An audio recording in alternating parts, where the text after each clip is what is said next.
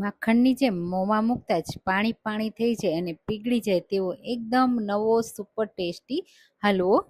Hello friends, તમારું સ્વાગત છે ઘરનું જ કિચનમાં. આજે આપણે બનાવીશું ગળ્યું ખાવાનું મન થાય તો આ હલવો એકવાર જરૂરથી ટ્રાય કરવા જેવો છે.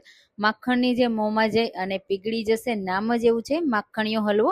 અને એકદમ નવો દાણેદાર બનશે. બનાવો એકદમ નવી રીતે અને એકદમ સિમ્પલ રીતે બની જાય છે, કોઈ પણ જાતની ઝંઝટ વગર, અને ખૂબ જ ટેસ્ટી બને છે. તો ચાલો રેસીપી બનાવવાનું શરૂ કરીએ. તો આ નવો માખણીયો હલવો બનાવવા માટે સૌથી પહેલાં આપણે રવો લેશું. તો અહીંયા જે જાડો રવો એટલે કે સૂજી આવે ને એ મેં લીધો છે, અને સાથે આપણે દૂધ એડ કરીશું. જેટલો આપણે રવો લીધો છે ને એટલું જ આપણે દૂધ એડ કરવાનું છે. અહીંયા કોઈ પણ જાતનું આપણે ફૂલ ફેટ કે કોઈ પણ દૂધ લઈ શકાય છે. મેં અહીંયા સાદું દૂધ લીધું છે, જેમાં મલાઈ કાઢેલી હોય એવું. અને હવે આ રીતે આપણે રવાને પલાળી દેશું. તો તમે આવી રીતે રવાને પલાળી અને એકવાર ટ્રાય કરશો ને તો તમારો ફેવરિટ થઈ જશે. એટલો સરસ આ હલવો બને છે. તો 5 મિનિટ પછી તમે જુઓ, રવો સરસ રીતે પલળી ગયો, દૂધ બધું એબ્ઝોર્બ થઈ ગયું અને રવો છે ને એના બધા દાણા ફૂલી ગયા.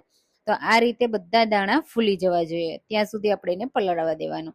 હવે એમાંથી હલવો તૈયાર કરીશું. તો એક પેનમાં 2 ચમચી ઘી એડ કરીશું.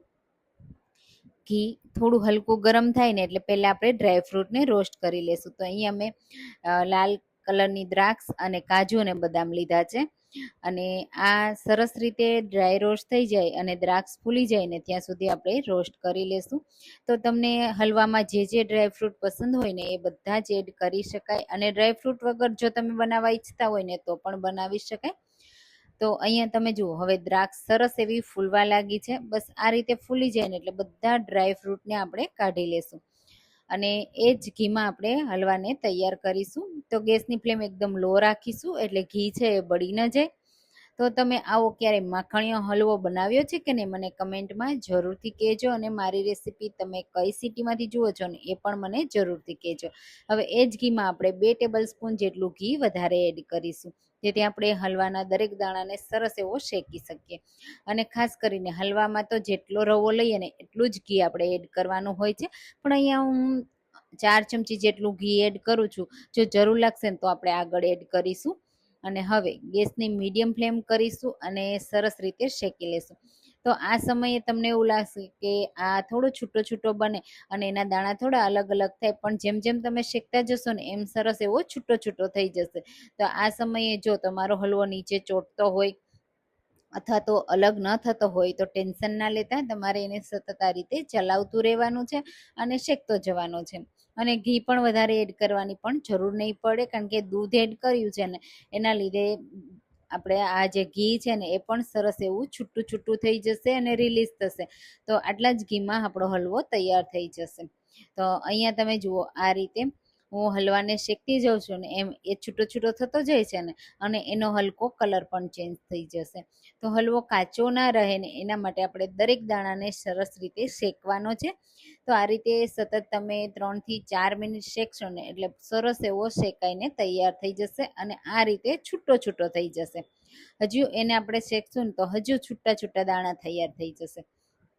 તો આ રીતે હલવો હવે સરસ રીતે શેકાઈ ગયો છે અને દરેક દાણા તમે જુઓ સરસ એવા છૂટા છૂટા થઈ ગયા છે.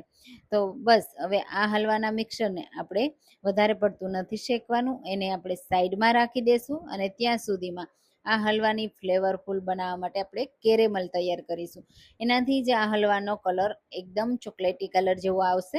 એના માટે મેં અહીંયા અડધા કપ ખાંડને આ રીતે પેનમાં સ્પ્રેડ કરી દીધી છે. હવે થોડી વાર માટે આપણે ખાંડને એ જ રીતે મેલ્ટ થવા દેશું. આ રીતે મેલ્ટ થઈ જાય ને બસ હલકો કલર આ રીતે આવવા લાગે ને ત્યાં સુધી આપણે એને મેલ્ટ થવા દેવાની. પછી આ રીતે ચલાવતા રહેશું એટલે ખાંડ ઝડપથી મેલ્ટ થઈ જાય.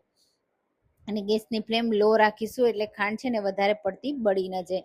હવે જેવો તમારે હલવાનો કલર લાવવો હોય ને એવી તમારે ખાંડનો કલર બનાવવાનો એટલે કે કરવા દેવાનો.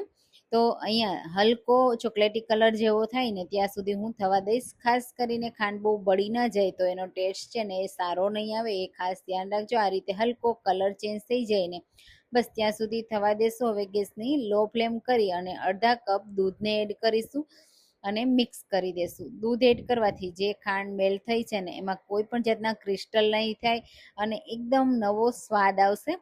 તો આ રીતે બધું દૂધ મિક્સ થઈ ગયું અને ખાંડના પણ હવે ક્રિસ્ટલ નથી. બસ આ રીતે થઈ જાય ને એટલે આપણે જે મિક્સર છે ને એ તૈયાર કરીને રાખ્યું છે અને એ પણ હલકું હલકું ગરમ હોય. ગેસની લો ફ્લેમ રાખવાની અને જે આ ખાંડવાળું મિક્સર છે ને એને પણ એડ કરી દેવાનું. અને હવે સતત આ રીતે ચલાવતા રહેશું ને એટલે તમે જોશો કે રવાનો કલર પણ ચેન્જ થઈ જશે અને જે આપણે ઘી એડ કર્યું છે ને આગળ એ પણ છૂટું પડી જશે. તો વધારે એક્સ્ટ્રા ઘી પણ એડ કરવાની જરૂર નહીં પડે. જો તમારે માવો એડ કરવો હોય ને તો આ સમયે તમારે માવો પણ સાથે એડ કરી અને પછી મિક્સ કરવાનું. અને અહીંયા જો તમને ખાંડ વધારે જોઈતી હોય ને તો થોડી ખાંડ આ સમયે પણ તમે એડ કરી શકો છો અને એને પણ થોડી વાર માટે મિક્સ કરશો ને એટલે ખાંડ મેલ થઈ જશે અને રવો સરસ રીતે કૂક થઈ જશે. હવે અહીંયા મેં ગેસની ફ્લેમ એકદમ લો રાખી છે અને આ રીતે સતત મિક્સ કર્યું ને તો તમે જુઓ રવાનો કલર ચેન્જ થઈ ગયો. જો કોઈ પણ લમ્સ બન્યા હોય ને તો તમે આ રીતે બ્રેક કરશો એટલે તોડશો ને તૂટી જશે. એકદમ સોફ્ટ છે, એકદમ દાણેદાર છે, મોઢામાં જ મૂકતા પીગળી જાય ને એવો તૈયાર થશે. તમે જુઓ આ રીતે સતત મેં ચલાવ્યું ને એટલે એમાંથી જે ઘી છે ને એ પેનમાં તમને દેખાય છે ને બસ એ રીતે છૂટું પડી જશે. તો વધારે એક્સ્ટ્રા ઘી પણ એડ નહીં કરવું પડે. આ રીતે દાણેદાર હલવો તૈયાર થઈ જશે. તો અહીંયા જો તમને ફ્લેવર પસંદ હોય ને તો તમે અહીંયા ફ્લેવર એડ કરી શકો છો અને તૈયાર કરેલા રોસ્ટ કરેલા ડ્રાયફ્રૂટ એડ કરી મિક્સ કરી દેશું. ગરમા ગરમ આ હલવાને તમે પ્રસાદના રૂપમાં જ્યારે પણ ગળ્યું ખાવાનું મન થાય ત્યારે એકદમ નવો ટેસ્ટી માખણીયો હલવો જરૂરથી ટ્રાય કરવા જેવો છે. તો આ નવો માખણીયો હલવાને તમે આ રીતે સર્વ કરી ઉપરથી ગાર્નિશ કરી અને ગરમા ગરમ એન્જોય કરજો. નાના બાળકોથી લઈ મોટા બધાને ખૂબ પસંદ આવશે. અને જો તમને આજની આ રેસીપી પસંદ આવી હોય ને તો મારી રેસીપીને લાઈક કરજો, શેર કરજો અને મારી ચેનલને સબસ્ક્રાઈબ કરવાનું બિલકુલ ભૂલતા નહીં.